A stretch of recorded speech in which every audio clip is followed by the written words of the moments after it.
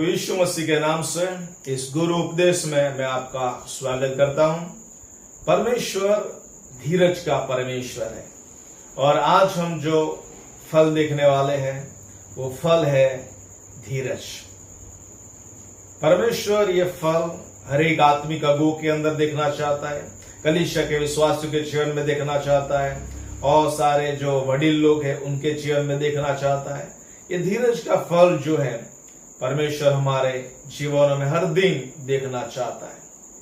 और यहाँ पर अय्यूब के जीवन में जब हम देखते हैं, अय्यूब का जीवन समस्या से भरा हुआ, परीक्षाओं से भरा हुआ था, लेकिन उसके बावजूद जब उसकी संपत्ति चली गई, उसके बेटा बेटी मर गए, उसके बावजूद वो धीरज रखता है, परमेश्वर पर अपनी आशा लगाए रखता है। धीरज उसकी कम नहीं हुई। परमेश्वर के वायदों पर, परमेश्वर के स्वभाव पर वो भरोसा रखता है और उसने धीरज रखा। उसके शरीर में भी फोले हो गए और उसके बावजूद वो अपनी धीरज को संभाल के रखा है। पौलुस के जीवन में जब हम देखते हैं, बहुत सारी तकलीफ, समस्या का सामना उसको करना पड़ा, लेकिन पौलुस के जीवन में भी धीरज का फल हम देखते हैं। और इसीलिए प्रियो, आज सुबह में आपके सामने जो बातें रखना चाहता हूं कि कहां कहां पर हमें धीरज की जरूरत होती है।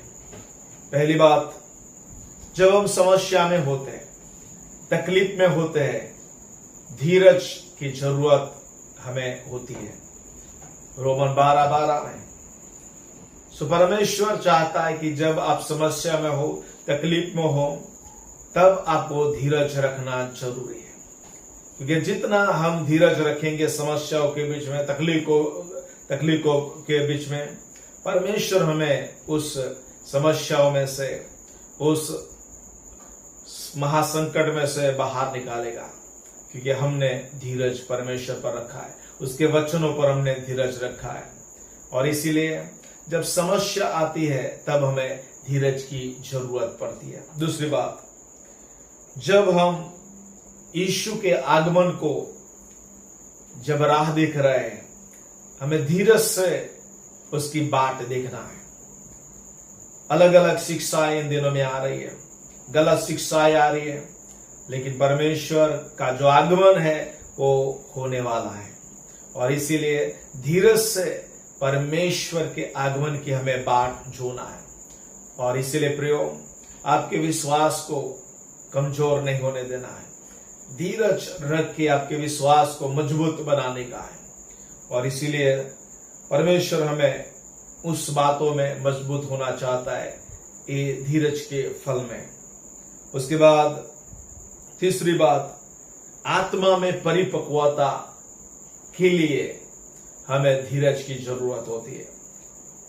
याकूब उसका 1:4, आत्मा में परिपक्वता लाने के लिए धीरज का एक जो फल है वो भी हमें काम में आता है।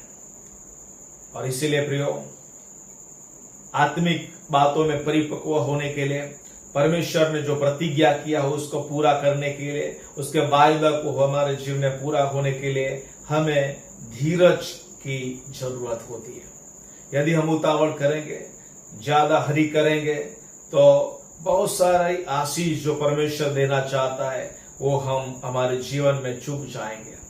और इसीलिए प्रियो, धीरज आपको और मुझे रखना पड़ेगा। उसके बाद परमेश्वर का वचन, प्रतिज्ञाएं जो है, जो वारस के रूप में प्रभु हमें देता है, उसके लिए हमें धीरज रखना पड़ेगा।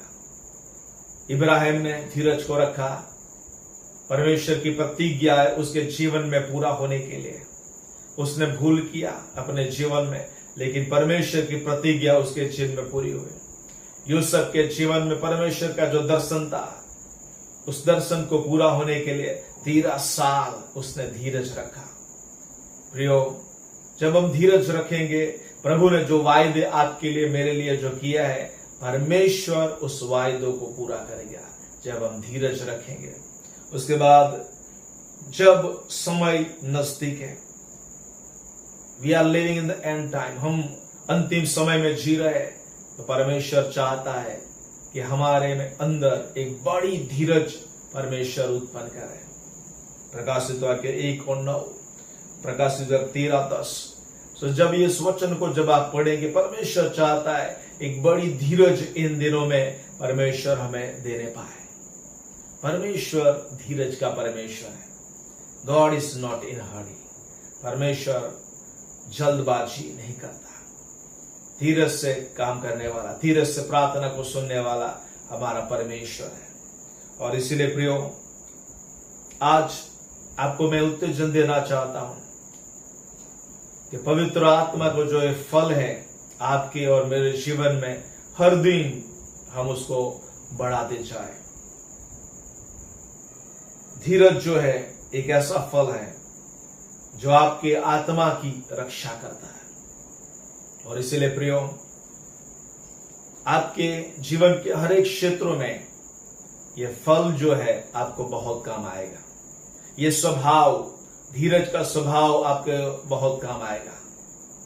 और इसीलिए कोई भी बात आप करते हैं, कोई भी काम करते हैं, जो सेवा आप करते हैं, उसमें धीरज से आप प्रभु की बाट जोइए। जो धीरज से बाट जोता है, परमेश्वर ध्यान लगा के उसकी विनती को सुनता है। आइए अपने जीवन को प्रभु के हाथों में हम समर्पित करें और ये यीशु का स्वभाव, जो धीरज वाला स्वभाव है, ये धीरज वाला स्वभाव, धीरज का फल जो है आपकी और मेरे जीवन में हर दिन हम उसको डेवलप करने पाए, उन्नति में लेके आए। आइए हम प्रार्थना करेंगे, अपने आप को प्रभु के हाथों में हम समर्पित करेंगे। प्रभु, मैं प्रार्थना करता यीशु के नाम से, जो फल के बारे में, धीरज के बारे में हमने सुना और पढ़ा, समझा, मैं प्रार्थना करता हूं कि फल हमारे जीवन में लगने पाए। मैं प्रार्थना करता हूं धीरज की आत्मा से, धीरज के फल से आप हमें भरिए और ये फल हमारे जीवन में उन्नति को लेके आए, यीशु के नाम से, आमीन। God bless you. प्रभु आप सबको आशीष दे।